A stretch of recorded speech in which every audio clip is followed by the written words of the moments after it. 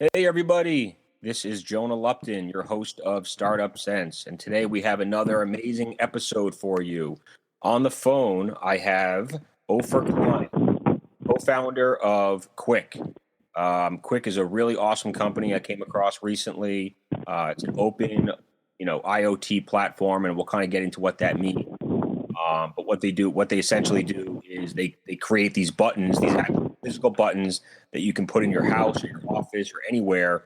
And once you click it, you automatically get sent products from that brand or company. Super cool. We'll talk about it in a lot more detail. But first, I want to introduce Ofer. Ofer, how are you? I'm great.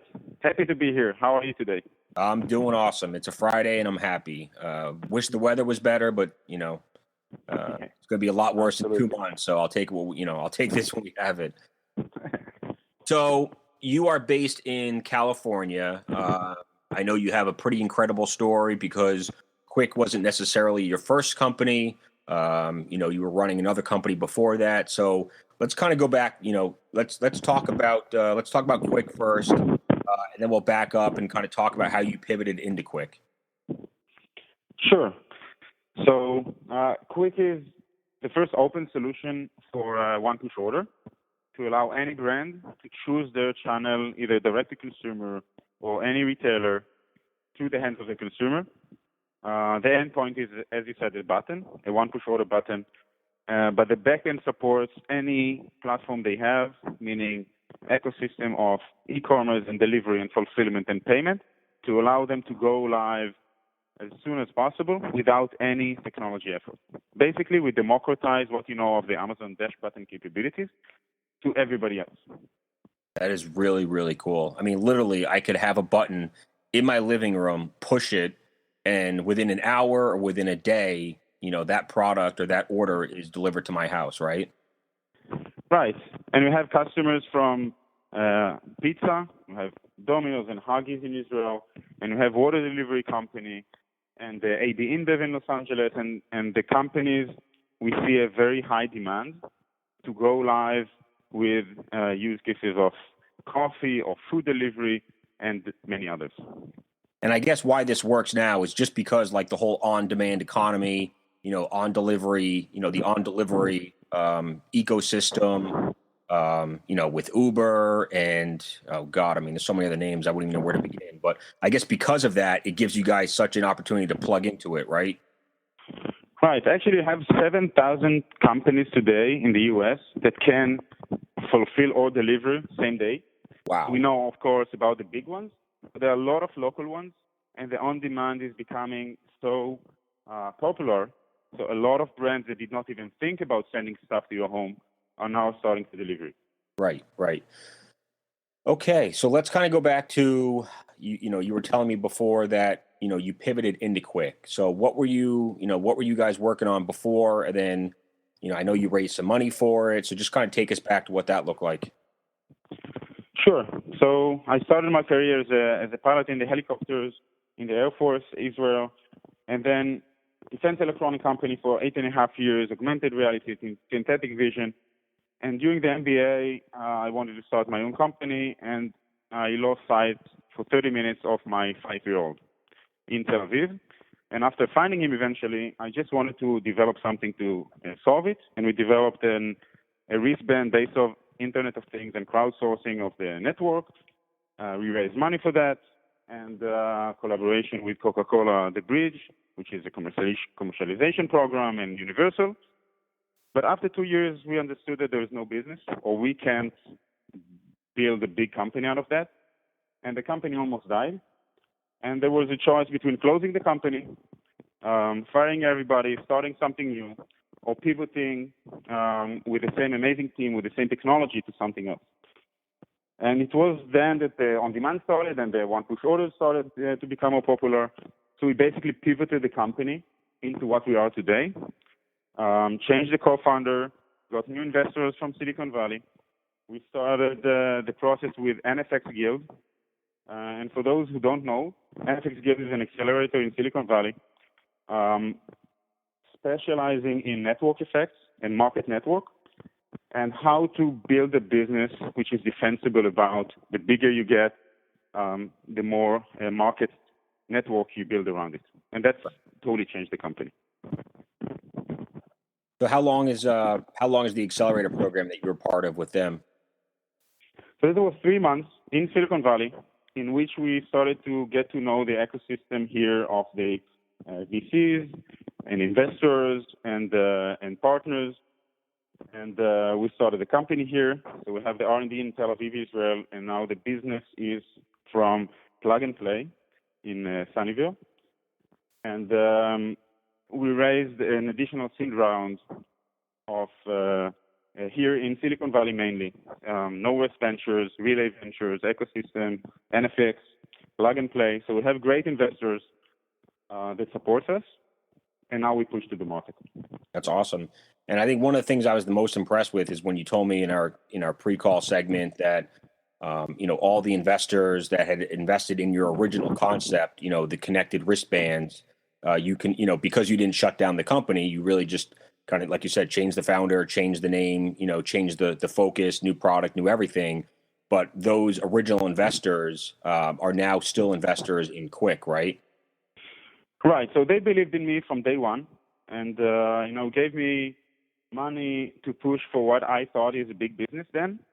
And I had a big part of why this didn't work, and I didn't feel comfortable of saying, now I'm closing the company, you have nothing, and I'm starting from fresh. So they still have their own share in the company. Some of them are in the board of directors, and we are aligned, and we are very excited to make something big out of Kwik now. Yeah, no, that's super admirable. I definitely respect you for doing that, and I'm sure they do too. And just shows the loyalty of the entrepreneur. And obviously, I'm glad you were able to raise more money to get Kwik moving. So, kind of take us back to the early days. What was the product development process like? How did you guys set up the manufacturing of these actual physical buttons? And then just how did you get everything put together? To have a successful launch? Right. So the most important thing in my mind is to find your core business. What is the core IP you want to build, and what is really hard in your development, and solve that first. So the new co-founder, Shlomi Atias, he has 15 years of running development companies, development teams in IoT space. So he's taking care of the whole development. We have an amazing partner for the manufacturing. So he was in charge of the manufacturing for the first 50 million flash drives. And he started his own company. He also invested in the company. So that part is solved by, first of all, amazing people, but super experienced in this area. And then we just had a lot of discussions with our partners and then customers to see what exactly do they need, because this space is too big to develop everything. Right. And over the time, we changed the product, the back end, and even the button itself and the embedded system. We changed it 3 times already. We learn all the time about their needs, about the consumer habits, about what the consumer wants, and we adopt and change over time. Right. Of course. I mean, it's pretty much impossible to get it right from the very beginning. It takes time and experience and then you just have to be able to iterate and make little tweaks and changes here and there. So before you guys actually did any, hardcore product development, you did go out and talk to your potential customers, like the actual brands, to try to figure out how they were going to use it, if there was interest. Yeah, actually, one of my biggest mistakes in the previous company, we developed something we thought everybody are going to like, and we just couldn't sell it fast enough. So we took the same hardware of the wristband that we have developed, and we came to a few customers and say, this is what we have right now without any development, and if this is going to be successful with you, we will develop the next generation. And we got 2 first contracts from Domino's and Huggies. And then it went live with the same hardware, and only then we developed what we understood is a better need for the consumer. Gotcha. So instead of making the same mistakes of going to market and then trying to find the product market fit, we started by having contracts and then developed the next generation. So you kind of have 2 customers, right? You have the brands, but then you also have the person like me that's going to go to your website and order the buttons that they want, right? So right now, the only way to get the service is through either the brands or the retailers. We're connected to a few retailers as well. We don't distribute it by ourselves because we chose a go-to-market, which we partner with the big brands, which see the pressure from the big retailers, especially from Amazon, which is pushing them out of the consumer and away from the consumer, and we want to help them be closer. And by the way, it doesn't have to be only the big ones. It could be small and medium enterprises that you have 10 stores of coffee and you want to get better sales, better loyalty, but you don't want to develop all of that. So within a few weeks, you go live with no development efforts. So, okay, say for instance, I am a local retailer and I have, 5, 10 stores, but I don't have my own delivery trucks. But I would love to have a button like this so that my local consumers can order product more frequently. How do I have to set up the delivery stuff on my end, or do you guys help with that? So we help with the ecosystem. We can tap into the delivery service.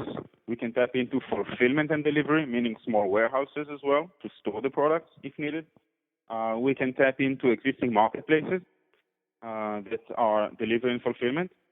Because for the retailer, if they don't have any delivery right now, to start this process will take 1 to 2 years. And we help them shortcut that within a few weeks, they can do the same. Gotcha. Okay. Now, I mean, do these services, are the end customers, you think, going to be people that are living in cities or living in more rural areas? Do you guys have a feel for that yet? Yeah, so one of the most important things we learned is that not just giving the service and the button to users, but try to filter who is the best user for this use case, okay? And there are going to be different users to order beer in a football game, Sunday night football, than diapers or pet food. So we learn how to make the consumer onboarding process and to ask a few questions and to validate those consumers. Usually it's families with small kids within the city. Both of them work. That's an ideal for diapers and pet food and coffee. Single, maybe college students that like sports to order the beer. So in each segment and in each location, the users are slightly different. Right. Okay, that makes sense. Now, are you guys are you mostly focused on just getting more brands, or are you marketing to the consumers, and then in that case, letting the brands do the marketing? Yeah. So we are after the brands. We want to help the brands to grow their business. That's number one priority for us. And then we go to retailers as delivery partners as part of the ecosystem. Right. Okay. And it could be smaller ones, it could be bigger ones, but we don't go direct to consumer right now because it just doesn't make sense for the consumer. They better buy whatever, Tide or Purina or Nespresso or any other brand from direct than having a small company trying to bypass all of these hurdles. So now that the brands that you guys already have on the platform, plus some of the brands that you're in discussions with now, because I'm assuming that you try to talk to as many brands every week as you can, how are you getting in touch with them? Are they finding you, or are you guys reaching out to them, or are these connections and introductions through the accelerator programs or your investors? How are you guys finding each other? So first of all, you have more than 200 brands right now within the Amazon Dash platform. Some of them are already our customers because they want to have additional choice and additional channels to sell their products, like the same they do with Target and Walmart and Amazon and Costco. They want to have the e-commerce channel opportunities as well. Some of them approached us. We have Plug and Play. We have great connections there, and they have a lot of sponsors they connect us to. We have great advisors coming from this ecosystem of CPGs that connect us. But basically, you see a great demand and a great understanding in this area of brands, retailers, and even advertisement agencies that this is something big that happens and everybody want to join in. So how long ago did you guys pivot into your current concept? 1.5 years ago, April last year. So 1.5 years. So over the last 1.5 years, what's been the single most difficult thing that your team has had to overcome? I think that the understanding of we are not doing the last, we're not doing the wristband anymore. This is out of the table. Let's start doing the new thing. It took longer than I thought. You would believe it will take a few days. It took a few weeks for the team to really understand, now we're doing something new, let's run as fast as possible with this one. But after everybody got aligned, it's working really well. Right. I mean, how was that discussion? I mean, how did you actually announce it to the team that you guys were pivoting? I truly believe in just the truth. I told them I cannot bring the business in this use case. We don't have enough customers to provide it. We found a new use case where we have potential customers. Back then, we didn't even have signed customers. And I need you to be with me in order to change the company, use the same technology, but adopt the use case and adopt the thinking and adopt the ecosystem that we're working in, and just explain why. And once they understood, they had a lot of questions. And once they understood why we're doing what we're doing, they became aligned. Right. Okay. Yeah. I mean, and if someone wants to leave because they don't believe in the new concept, then, that's all right too. Right. I agree. You don't want someone on the team that doesn't believe in the vision or the mission. In terms of recruiting, how do you typically find your people? Do you do your own recruiting? Do you go to networking events and find people? Do you use recruiters? Like what's been your way to find talent? So I truly believe in people and first of all, who you are as a person. All of the recruits we had so far are from someone that said, hey, you had to meet this amazing person, including my co-founder. So that was one of my best friends that recommended him. And actually, I chased him for 3 months until he agreed to join the company and leave his old company. So that's how we do it today, basically. That's probably the best way to do it, to be honest, is a straight reference from someone that you already trust and know. Yeah, I agree. Let's talk about, let's see here. I'm trying to think where I want to go with this. I mean, anything that I've missed so far, I have a few more questions that we can jump into, but any points that you wanted to kind of get across to the listeners, any advice? Or let's talk about what was the biggest surprise from that first year and a half? Like, what was the biggest positive surprise? I think that the biggest positive surprise is how it's being adopted by the consumer, the whole use case. So to be honest, when first I talked to the investors, the existing one trying to pivot the company, they said, what is this use case? To have from digital to go back to physical doesn't make sense. It's the other way around, and we don't believe in it. And to be honest, I wasn't 100% sure. I am totally into simplifying stuff and simplifying your life. But it did surprise me how well it's being adopted by a lot of the consumers in the majority of the brands. And I thought it's, one option it's going to be successful, but another option that I don't know how the consumers are going to adopt it, and maybe we should adopt our solution as well.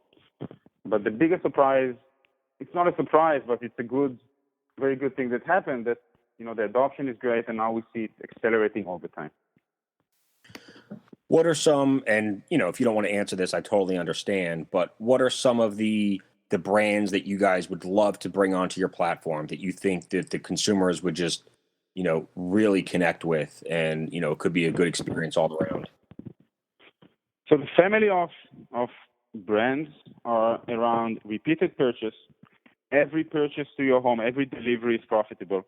So they make money out of each one and don't just have a campaign that stops it after a while.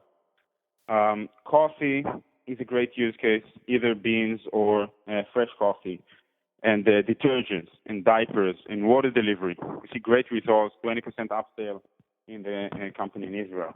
And those use cases are pet food is very relevant. Now we're starting with senior citizens for specific products for them. So basically, the brand that we are looking after right now is pet food and coffee, diapers, detergents, and water. Yeah. Okay. Yeah, I can definitely. I mean, I think definitely the mothers. I have 2 sisters and a brother, and each one of them has at least 2 kids. My sister has 4 kids. for my sisters that are essentially stay-at-home moms, it is really hard to get out of the house during the day, with 3 or 4 kids, to pack them up, put them in the car. So I can see where something like this, one touch button, to get the diapers, to get the food, to get whatever they need to, prevent them from going out in the cold, rain. There's a lot of value there. Exactly. And exactly for this use case, we added another service called the Genie. So you press twice on the same button, and it's like the Genie coming out of the box saying, how can I help you? So they call you and say, hey, ma'am, I see that that's your last order. How can I help you with something which is just more than one product? Gotcha. Okay. So for those sophisticated or complicated use cases, just press twice the button, they call you, and you complete the order like that. There's like an instant customer service aspect to it as well. Correct. So what are some of your short-term business goals and then long-term business goals for Kwik? Where do you see the company in 3 months and then maybe in 3 years? I know 3 years is a long time in startup land. Yeah, so the short term is getting more people to use the system and more brands. That's number one goal for us right now. And the medium to longer, we are building more and more parameters in the ecosystem, meaning we are starting a system that can automatically detect how your machine works and automatically order for you instead of interfacing the machine. And we are starting to tap into every IoT device that can have an internet connection and order to connect it to our backend and to help with the IoT to e-commerce bridge. So over time, I see us to become the IoT e-commerce bridge for brands to get to the homes of the consumers. Right. Okay. So I know, according to Crunchbase, the company's raised a few $1 million, and I don't know if some of that was with was under the connected wristband concept, and then some of that was left over for Kwik, and then you raised more money. But essentially, most startups are out there trying to raise money every 18 to 24 months. Sometimes a little bit faster, depending on their burn rates. But I mean, as the founder and CEO, how do you control the company's burn rate? How do you determine what you want to spend money on, whether it's marketing or more, hiring more people? How do you make sure that the company doesn't run out of money before the next round of funding? Right. So that's one of the most challenging parts, because as an entrepreneur, you're excited. You say everybody's going to buy this product in 5 minutes. And guess what? It takes more than 5 minutes. And then you have to keep the burn rate in a point that you can validate your business model and to prove the product market fit. So I'm not saying I mastered it and I know exactly what the future is going to look like, but we try to keep the burn rate as low as possible. For example, the developers are in Israel instead of in Silicon Valley. Okay. And we have some partners as resellers or as selling partners instead of having all of them full time and paying salaries. So they will take a cut of the success. Those things to keep the burn rate low enough to prove our model, to prove our business, and then raise more money. Right. Okay. Yep. I got you. So you guys, right now, you're kind of still in that product market fit position. Bring on a few more brands, and then you really have the proof that this is a scalable concept, right? Correct. Okay. And cool. we're starting to see great results, but now we are in the progress of getting more. Now, how do you guys make money? I mean, if the buttons are coming from the brands and the retailers directly, do you guys get a percentage of every order, or do you charge the brands like a monthly fee to be part of your your ecosystem? How much can you talk about that? So the brands, to start with, they pay for the button itself, which is our cost. We don't earn any money on that. Okay. And then they either pay an affiliate fee or a monthly fee per user for all of the services in the backend, in the ordering processes. Okay, cool. I mean, the orders get processed through their platform or through your platform? So the product selection is usually through our platform. It could be on their platform as well. It could be an app. It could be web. It's very flexible. Okay. But basically, they hold the e-commerce store or they hold the inventory to push it to then deliver it to the consumer. Okay, cool. Have you guys had any big problems, working with any of these brands where you had to, go to them and say, listen, this isn't working? Yeah. So on the early days, we said yes to basically too many things. And now we ask more questions of how does your system work? And even if you think this is the best way, no, our experience says that this is how we should do it, 1, 2, 3. So we said no, for example, with one of the brands about the value proposition and the products that they are going to sell. And we said, no, this is not going to work. We have experience in that, and we saw how the consumers react. And they changed the value proposition, and now it's very successful. So at the beginning, obviously, we say yes to too many things. And over time, when you get more experience and you see the validation of the product, you begin to say no. And actually, that's one of the new investors, that's one of the best advices you get. He said, use the word no with customers more often than you want.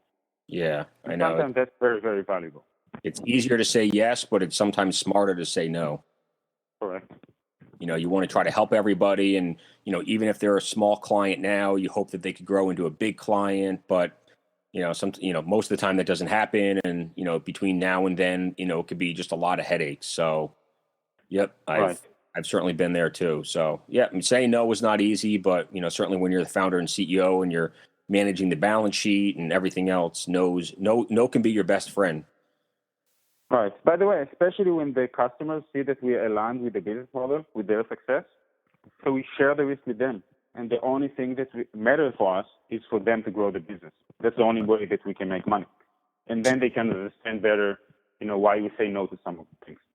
If, say 2 years from now, if you look back on, kind of the segment of your brands, do you think it's going to be more large national brands, or it's going to be more small regional or even local brands?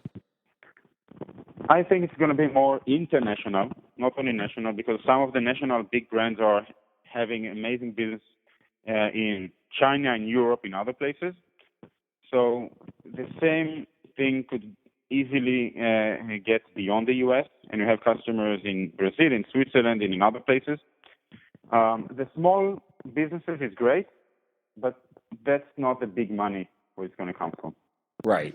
I mean, I can see where you're helping the small brands, compete against Amazon and the Walmarts and whatnot. But yeah, I think it's going to be a lot of it's just, it's product driven or market driven. Like you said, I think coffee, the diapers, food.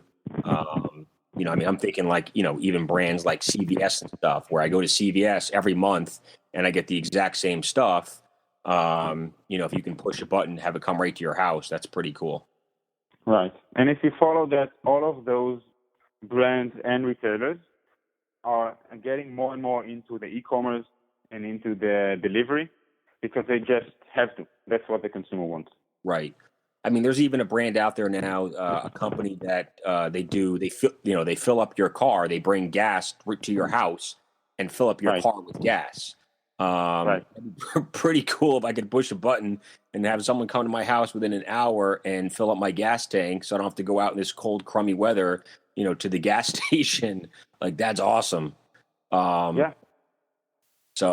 we see that once you use an intuitive device like a button, you know exactly what to anticipate. You know exactly what's going to happen later. You don't have to learn sophisticated system, so the users just use it more than the alternative in the web or app. Right. So here's a question that just popped in my head, and it's kind of a silly one, but hey, I'll throw it out there. And I keep these interviews fun and light. What happens if you're a mom with 3 kids, and one of your kids, without knowing, pushes the button, to place an order, and then 10 minutes later pushes the button again, and next thing you know, you have 5 shipments of diapers coming the next day. Right. So actually, that's how Domino's started to advertise their first one-push order in the app in the first days. But we block it in 2 ways. The first, or press of a button, you get a text confirmation in which you can cancel. And we see that people, sometimes they have to press and cancel. It doesn't happen a lot. It's less than 5% of the orders. And after once, they just tell their kid, hey, don't do that again, and put the button higher. But we saw something interesting, for example, in the Huggies project we had in Israel, that some of the kids became the ones that they ordered. Hey, Dad, when can I order my diapers? Oh, yeah. Press the button, and now I ordered it. So I play the game, and I'm a part of this whole process. Right. Oh, kids would love pushing that button. Oh my God, yeah. I mean, I can see them bugging their parents like every day, like, can I push the button? Can I push the button? Right, exactly. And by the way, if you press it again and again until you get the product, you don't get more products. Oh, So okay. it's protected in that way as well. Yeah, cool. So you have safety measures in place then. So Yeah. awesome. Well, I know you're a busy guy, so you probably got other things to do today. So, let's we'll wrap it up. But, before we go, anything else you want to share with the listeners? I mean, obviously, they can go to kwik.me, so the kwik.me, and learn more about the company. How do they find out what brands are already available? So the brands, you can find a video when I present the company in which you can see the brands.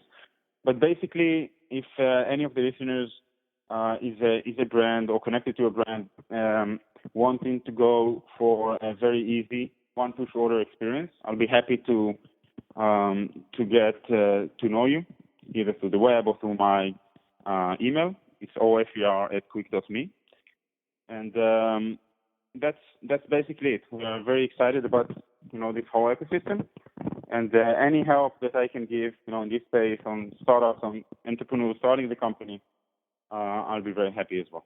And then what can they do to help get more brands on the platform?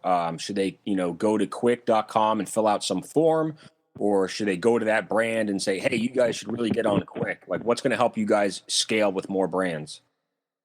Both will be great. You have a request a demo button on the web that you just fill your details and we come back to you.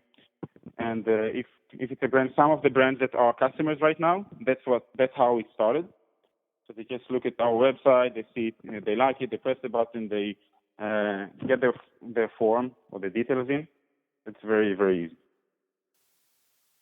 What's the length of time, or like the typical turnaround time between when you guys reach out to a brand to when you can actually get the brand integrated into your platform? I mean, is it a month? Is it 6 months?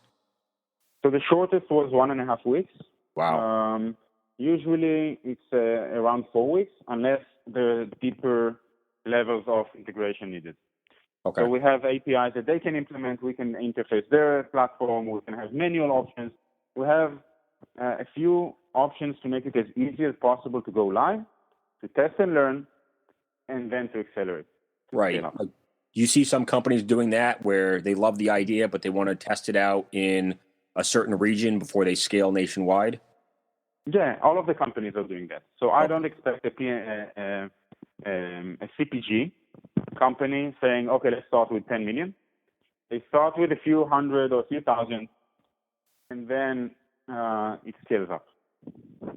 Have you guys seen any brands successfully doing any online marketing, specifically using Kwik, using your one push button to order, doing any intro videos or Facebook ads, but specifically mentioning Kwik? Yeah, so Domino's, when they launched it in Israel, they didn't even tell us, and they launched a Facebook campaign showing the next big thing to order pizza. And they had 300,000 views in 4 days, 5,000 people registered, and then they stopped it because we called them and say, "What are you doing? You did not even buy that amount. Just stop it." But it was just amazing reactions. So that's one of the great examples. Yeah. How long does it take? I mean, so first the brand has to come to you guys and, say, hey, we want to do this, but then you have to manufacture the buttons and ship them the buttons, right? Yeah. So we already manufacture the buttons. We have some of that in stock. It's highly flexible. So we brand it within a few days. We brand it. The software is generic and just go. Okay. So within 4 weeks, we can be live anywhere in the world. Oh, cool. Okay. So there's not a lot of turnaround time there then. Right. Awesome. No, man, I think this is pretty cool. I mean, I don't have any kids, so I don't need to order diapers, but I mean, my mind's already thinking about all the things that I would like to order on the daily or weekly basis with the push of a button. I'm thinking food. My life revolves around food and coffee, so those are the two things that I care about the most. Yeah, and beer. And beer, yeah. But and it's true. I mean, we're all busy. We don't like to leave the house to run errands, and we're all in that we want it now, and what's the fastest way to get it to us now. So, and I think you guys are, you've really simplified that process. So congratulations. Like I said, I'm totally, respectful of any entrepreneur that is able to pivot successfully into a new concept, and then they bring along the original investors with them. It just shows that just shows a lot of integrity. So, well done there as well. Thank you so much. And thank you for this. Oh, yes. Go ahead. No, and thank you for having me here. It was a great experience, and I really like what you're doing.